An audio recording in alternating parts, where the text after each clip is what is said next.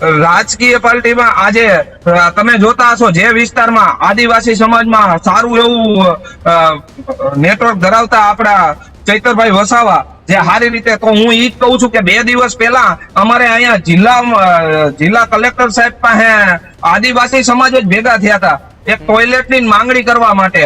તો કેમ અમારી આમ આદમી પાર્ટી એની વારે નો આવી? કેમ એના વિસ્તારમાં સાહેબ છે તો અહીંયા આમ આદમી પાર્ટી છે તો એને કેમ નથી ખબર કે આપણે એની વારે જઈએ? તો શું જેના વિસ્તારમાં હોય ત્યાં જ કામ કરવાના, બીજે ક્યાંય નહીં કરવાના? અચ્છા, એની સિવાય બીજા કોઈ નેતા? તમે 4 વ્યક્તિના નામ લેવાના કહેતા હતા, એક વ્યક્તિનું નામ લીધું તમે, ચૈતર વસાવા. બીજા? પછી આપણા ગોપાલભાઈ ઇટાલિયા છે.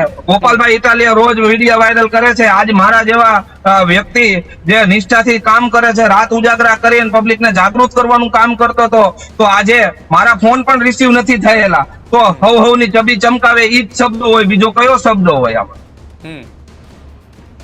ઈસુદાનભાઈ ને પણ ફોન કરેલા, ઈસુદાનભાઈએ પણ મારો ફોન રિસીવ નથી કરેલો.